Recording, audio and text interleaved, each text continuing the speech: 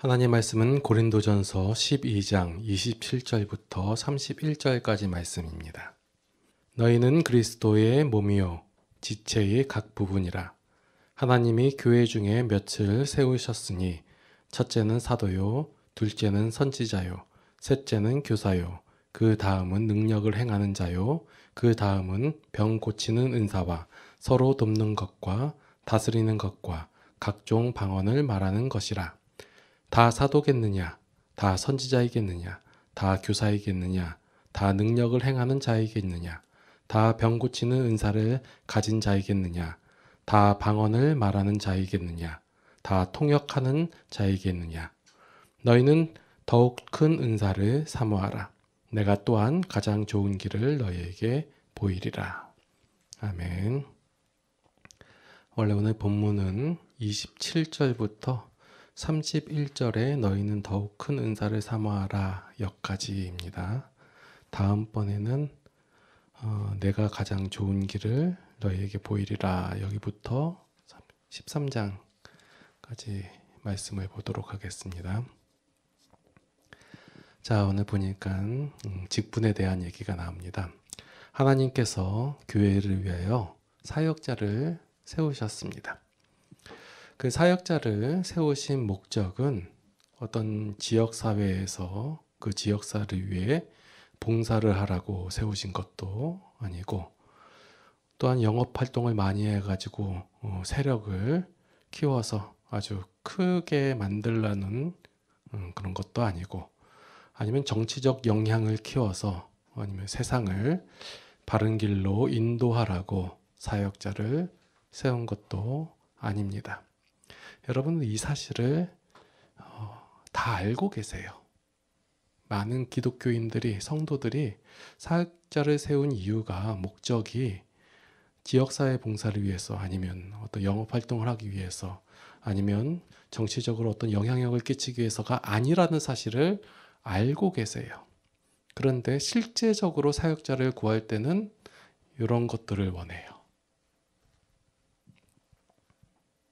솔직히 말해가지고 이러한 일들은 솔직히 사회복지사들이나 아니면 영업부장들, 영업하는 사람들, 아니면 정치가들, 이런 사람들이 훨씬 더 잘하는 것들일 거예요. 여러분들 생각하실 때 하나님께서 교회를 세우시고 그 교회의 사역자로 부르셨다라는 것은 그 사역자들이 제가 앞서서 말한 이러한 것들을 위해서 세운 것이 아니에요. 그 하나님께서 세우신 사역자는 세상에는 없는 역할을 하는 거예요. 만약에 세상에 있는 역할을 하는 사람이라면 그 사람이 사역자를 하면 되는 거예요. 또한 세상에서는 못하는 일을 하는 사람들이 바로 사역자들이에요. 세상에서는 없는 일이고 세상에서는 못하는 일을 하는 사람들이 사역자예요. 그 일들, 그 역할하고 그 일들이 무엇이냐면 바로 교회를 세우는 일이에요. 교회를 세우는 일은 세상적으로 어떤 영향이 있는 사람이나 아니면 영향을 끼치는 사람들이 할 수 있는 일이 아니다예요. 교회를 세운다는 말을 하니까 사람들이 어떻게 오해를 하냐면 교회 건물을 세운다든지 아니면 그 교회에 소속된 사람들을 많이 모아가지고 어떤 세력을 키우는 것, 이걸 교회를 세우는 것이라고 생각을 해요. 그래서 교회의 수에 집중하게 되고 어떤 그 모양에 집중하게 된단 말이에요.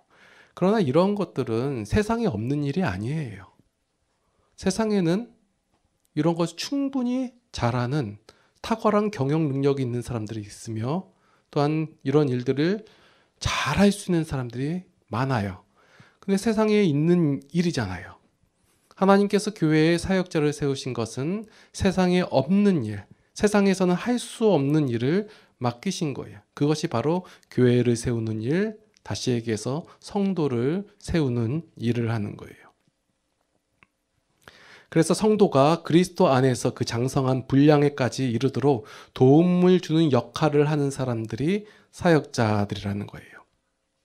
그렇기 때문에 세상에서 바라봤을 때 이 사역자들이 하는 일들은 별로 중요해 보이지도 않고 또한 존경받을 만한 일이 아니다라는 거예요. 어디서 문제가 생기냐면 그 사역자들 뿐만 아니라 사역자 자신 본인들 뿐만 아니라 다른 사람들도 사역자가 하는 일을 모르기 때문에 그것을 제대로 알지 못하기 때문에 오해가 생기고 비난이 생길 수도 있다라는 거예요. 사역자들이 하는 역할이 뭐라고요? 교회를 세우는 역할이라고 했죠. 성도가 하나님을 알아가고 하나님 안에서 그 그리스도의 장성한 분량에까지 이르도록 도움을 주는 역할을 하는 사람들이 사역자라는 거예요. 그러면 그 성도가 그리스도의 장성한 분량에 이르기까지 도움을 주는 것은 세상적 영향이 들어가지 않는다예요. 제가 무슨 말씀을 드리고 있는지 이해가 되시죠? 그런데 자, 예를 들어서 우리 어떤 교회에서 목회자를 청빙하려고 해요. 목사를.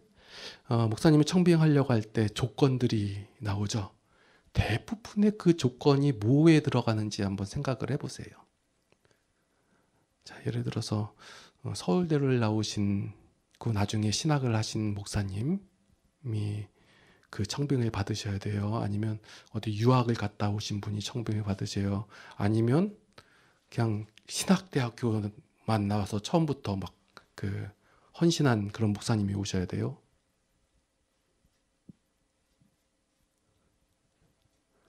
이런 것이 조건이 될 수 없다예요.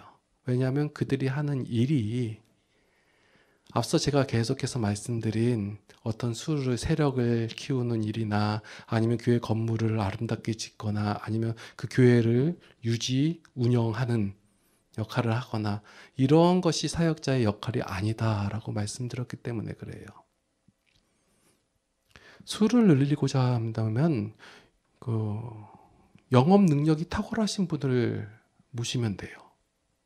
교회를 크게 세우시고 싶으시면 그런 건축 활동을 하셨던 분이나 그런 업종에서 일하셨던 분을 모시면 돼요. 그런데 하나님께서 사역자를 세우신 것은 그러한 일들을 위해서 세우신 것이 아니기 때문에 그런 것이 조건이 되거나 요건이 돼서는 아니다라는 거예요.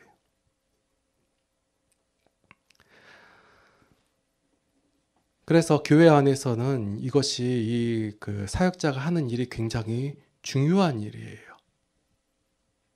그죠?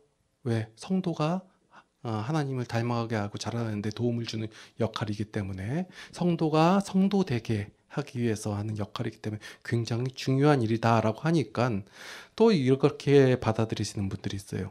그건 굉장히 중요한 일을 하는 사역자. 그렇기 때문에 해서 사역자들이 대접을 받는 경우가 있어요. 그리고 또한 사역자는 아무나 하는 게 아니다라는 생각이 지배적으로 있어요. 그런데 결론부터 말씀드리자면 이 사역자는 어떤 직분의 우열 그리고 좋고 나쁨 이런 게 없어요. 왜냐하면 직분은 분명히 은사라고 되어 있거든요.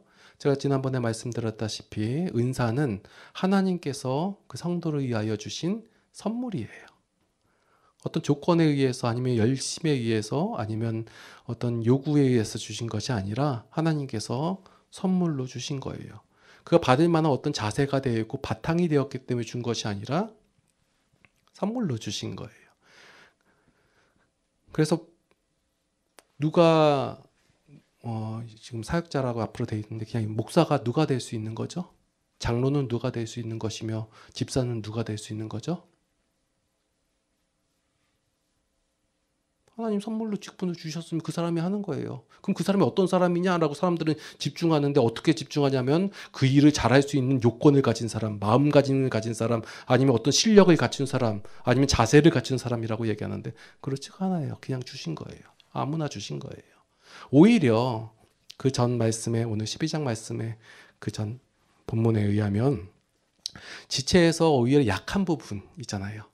약한 부분이 더 보호받고 하는 것처럼 교회에서 중요시 여긴다는 목사나 장로나 집사나 이런 사람들은 세상에서는 쓸모없는 사람들이에요. 목사가 어떻게 밖에 나가서 뭘 자랑하겠어요? 목사가 하는 역할이 뭐예요? 성도를 하나님으로 닮아가게 하나님 소개하는 역할을 하는 건데 세상에서 뭐가 유익하겠어요? 뭐가 자랑할 만한 것이 있겠어요? 그래서 제일 이렇게 얘기하면 좀 그렇지만 바보, 모자란 사람들이 목사가 되는 거예요. 왜냐하면 하나님께서 그런 사람들을 들어 쓰신다고 했고 자꾸 목사님들이 밖에서 어떤 세력을 보이려고 하고 나는 이거 잘한다. 내가 목회를 하면서 이러한 노력들을 하고 내가 책을 얼마나 많이 읽는지 아느냐. 내가 어떻게 그러니까 강연? 설교를 어떻게 사람들이 감동되게 설교하는지 아느냐. 이것을 들고 나오는데 전혀 성경적이지가 않아요. 하나님께서 그 은사를 주신 내용과 다른 거예요.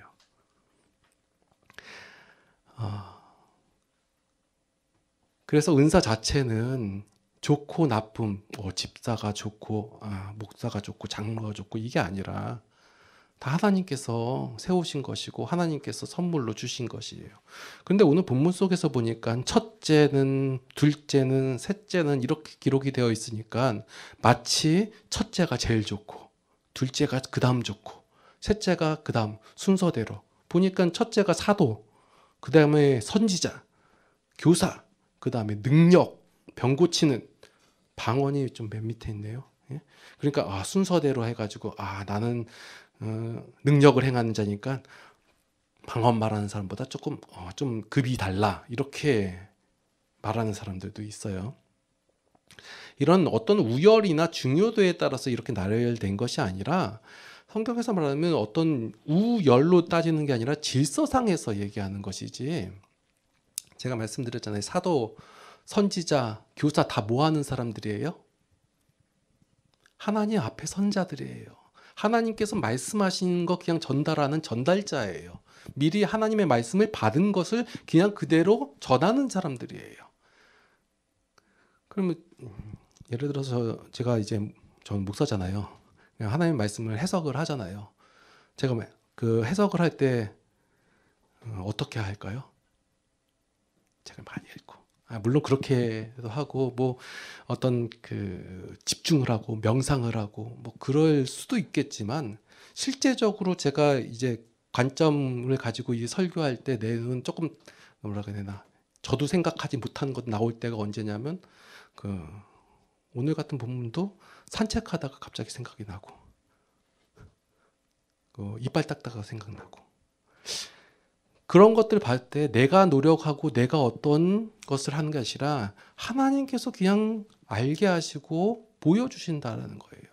그래서 이 모든 일에 대한 그러니까 교회에서 일어나는 모든 일에 대한 것에 대한 공로는 다 하나님한테 있는 거예요. 아니 왜 성도들이 왜 기독교인들이 하나님께만 공로가 있습니다. 나의 공로는 없습니다. 얘기하면서 말로는 그렇게 하면서 실제적으로 행동하는 모든 것은 왜 자기 공로로 얘기해요. 그러면서 자기 공로를 앞세워가지고 하나님께 상 받기를 원하는 거예요. 다 앞뒤가 안 맞는 말이잖아요. 하나님께서는 그냥 순서적으로 얘기하는 거예요. 이러한 것이 좋고 이 순서 하나님께서 질서의 하나님이라고 하셨으니까. 그래서 오늘 본문 속에 이제 지난번 설교에 대해서 좀 그래도 대우 형제가 얘기해 주셔가지고 여기 부분을 좀 더 집중해서 좀 생각하고 표현을 하려고 한 게 이제 31절에 너희는 더욱 큰 은혜를 사모하라 은사를 사모하라 내가 또한 가장 좋은 길을 너희에게 보이리라 라고 기록이 되어 있어요. 자, 은사 중에 더욱 큰 은사가 있고 가장 좋은 길이 있다고 만약 이 말씀을 들으면 느껴져요. 앞에서 보니까 이렇게 얘기해 놓고 자 이런 게 첫째는 뭐가 있고 둘째는 뭐가 있고 이런 게 있는데 너희들은 가장 큰 은사를 사모하라 이래 버리니까 첫째를 사모해야 되는구나. 그래서 다 사도 목사가 되는 게 제일 좋구나. 목사가 제일 좋은 은사구나. 이렇게 오해하기 십상이라는 거예요. 그런데 지금 31절 말씀은 12장 1절부터 30절까지 말씀에서 은사가 모두 하나님께서 주셨고 한 성령이 주셨고 한 몸이 되게 하셨다. 이 하나님께서 고르게 하겠다라고 하면서 31절에 사실은 차별이 있어. 앞에는 한 성령께서 하셨다라고 하고 그런 다음에 사실은 원래는 이렇게 얘기했지만 사실은 그 차별이 있는 거야 라고 얘기해버리면 이러면 안 된다라는 거예요. 그래서 31절 말씀은 은사를 나눈다는 말이 아니에요. 그래서 성경은 철저히 문맥 속에서 살펴봐야 돼요. 앞에서 지금 여기 너희는 더 큰 은사를 사모하라 길을 보이리라 했으면 13장에 어떤 내용이 나와야 하면 더 큰 은사에 대한 얘기, 더 큰 직분에 대한 얘기, 이런 얘기가 나와야 돼요. 그래서 그 큰 은사를 받는 방법이나 수단, 요건 이런 것이 나와야 되는데 그런 말씀이 안 나와요.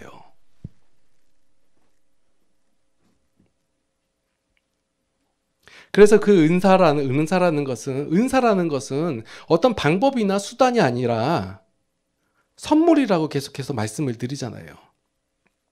13장에 나오는 더 큰 은사라고 제시된 사랑이라는 것은 이것은 은사가 아니에요. 자, 다음번에 사랑에 대해서 좀 더 자세히 말씀을 드릴 텐데요. 이것은 지금 사랑은 내가 사람의 방언과 천사의 말을 할지라도 사랑이 없으면 뭐 이런 얘기가 나오는 내용이 우리가 일반적으로 아는 그런 사랑이 아니라 그 사랑의 속성에 대해서 얘기한 거거든요. 사랑은 오래 참고 사랑은 온유하며 이런 얘기가 나와요.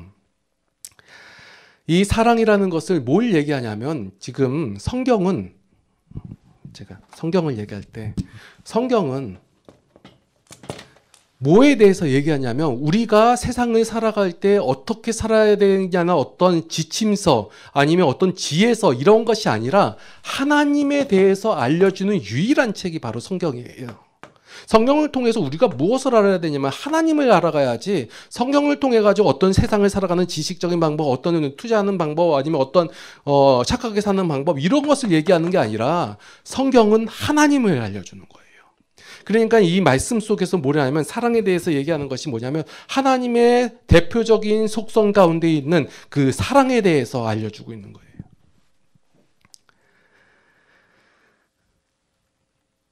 앞에서 12장에서 하나님께서 우리에게 선물로 주신 그 은사, 이 선물로 주신 것, 이 선물로 주신 것, 그것보다 더 중요하고 소중한 것은 선물로 주신 자 그 자체예요. 하나님께서 주신 그 선물보다 더 크고 값진 것은 바로 하나님 그 자신 자체라는 거예요. 더 큰 은사를 사모하라는 것은 결국 하나님을 사모하라는 거예요. 이러한 은사를 너희에게 선물로 능력으로 어떻게 주셨잖아요. 이 주신 것, 우리가 받은 그 선물로 인하여 기뻐하고 즐거워하지만 너희는 더 큰 은사를 사모하라 이거예요. 더 큰 은사, 바로 하나님, 그 선물 주신 그 하나님을 사모하고 바라보고 그래서 그 성도 안에 그 하나님으로 말미암아 가득 차게 된다면 그 요한복음에서 말씀하신 저가 내 안에 내가 저 안에 라는 말씀처럼 그 요한복음에서 핵심으로 이야기하는 하나됨의 원리, 즉 다시 말해서 한 몸을 이루게 된다라는 거예요. 이것을 너희는 사모하라라는 거예요. 하나님께서 주신 선물들로 말미암아 우리가 한 몸이 되었고 그 한 몸 안에서 유기적으로 연결되어 있고 이것을 하면서 결국 한 몸을 이루게 되는 것, 이것을 너희는 사모하라. 이것이 더 크다라는 거예요. 하나님께서는 구원을 은혜로 주심으로 말미암아 하나님의 그 은혜를 완성시키셨어요. 그런데 여전히 우리가 성도가 죄의 습관이 남아있고 죄의 것이 더 좋아 보이고 아직 하나님의 것을 많이 경험하지 못했으므로 말미암아 우리 성도 가운데는 그 믿음으로 인한 자라남이 필요해요. 그래서 사도 바울은 고린도 교회 성도들에게 지금 고린도 교회 성도들이 나타난 현상들, 모양들 보니까 아직까지도 하나님에 대해서 모르고 하나님의 것이 얼마나 좋은지도 모르고 여전히 인간적 기준과 가치관을 가지고 그 여전히 죄를 지으면서 살아가는 그 모습을 보고 안타까워하면서 그들에게 이제 좋은 것을 제시하면서 알려주는 거예요. 하나님의 것이 훨씬 더 좋다. 너희가 지금 사모하고 있는 것, 너희가 바라보고 있는 것, 이런 것보다 더 큰 은사를 사모해라. 그래서 하나님과 하나됨에 더 가까이 가기를 원하는 거예요. 사도 바울이. 그래서 12장 마지막 부분에서 이렇게 되기를 당부하는 표현으로서 더 큰 은사를 사모하라고 권면하고 있는 거예요. 자, 여러분들이 말씀을 가까이 하거나 말씀을 읽을 때 여러분들이 갖고 있는 원래 갖고 있는 가치관으로 읽게 되면 이것이 다 우열로 나누어지게 되고 어떤 것은 좋아 보이고 어떤 건 나빠 보이고 그래서 어떤 은사를 가진 사람은 나는 이 은사는 작아 보이고 쓸모없어 보이니까 하나님 나에게 더 큰 은사를 주세요. 사모하라고 돼 있으니까 그렇게 하십시오라고 말씀을 해석할 수밖에 없어요. 그렇게 잘못 알게 되면. 그러나 하나님께서는 우리에게 대하시는 것이 우리를 목적이 있어서 부르신 것이 아니에요. 우리를 어떻게 사용함으로 해가지고 어떤 큰 결과를 이끌어내기 위해서 여러분을 수단과 방법으로서 도구로서 부른 것이 아니에요. 나중에 또 나오는 얘기. 사랑하니까. 사랑해서 부르신 것이지. 그래서 이런 우열이나 아니면 옳고 그름이나 이것이 아니라 하나님께서 주신 그 은혜, 각각의 그 한 몸을 이루기 위해서 주신 것을 너희는 받았지 않느냐. 그것을 벗고 사용하다 보니 봐. 그러니 너희는 더 큰 은사를 사모해. 그 뭐예요? 하나님이다. 하나님을 알아가라. 하나님에 대해서 배워가고. 그럼 결국 하나님께서 너희를 하나 되게 하시고 한 몸 되게 하시고 그럼 그 안에서 하나님의 평안과 기쁨과 사랑을 누리면서 살아라. 이 얘기예요. 그것을 사도 바울은 12장에서 권면하고 계시는 거예요. 그래서 사모하라라고 딱 끝나고 원래는 내가 또한 가장 좋은 길을 너에게 보이리라 이게 13장부터 나와요. 저는 계속해서 방향성 얘기해 드리는 거고 제가 하는 역할이 그거니까 방향성 얘기해 주시고 하나님에 대해서 오해하고 계시는 거 있으면 이게 솔직히 말해서 여러분 오해하고 계시는 거예요. 차라리 그 에너지를 다른 데 좀 쏟으세요. 이렇게 얘기하는 거잖아요. 만약에 여러분 가운데서 난 받은 은사가 없어 하면서 은사에 대해서 간절하고 간구하는 사람이 계시면 그거 별로 그렇게 신경 안 쓰셔도 돼요. 라고 말씀을 드리는 것이고 하나님을 위해서 무슨 큰 일을 해야 하고 싶은데 그냥 하세요. 예, 근데 그게 하나님을 위해서 하기보다 여러분을 위해서 하시는 게 더 좋겠고요. 이런 말씀을 드리는 거예요. 기도하시겠습니다. 하나님의 은혜에 감사를 드립니다.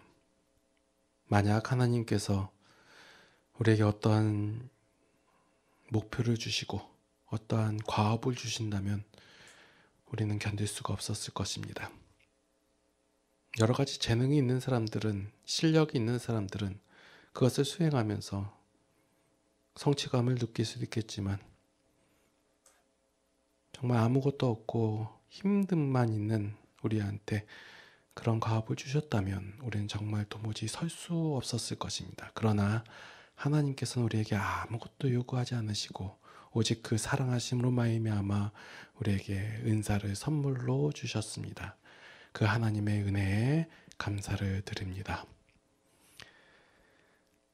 우리가 더욱 하나님을 알아가길 원합니다. 그 하나님을 사모하기를 원합니다.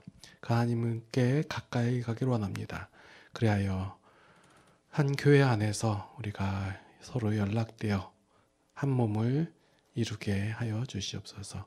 한 몸을 이루어 하나님 안에서 그 하나님께서 주시는 기쁨을 만끽하며 살아가는 우리 모든 성도들이 되게 하여 주시옵소서.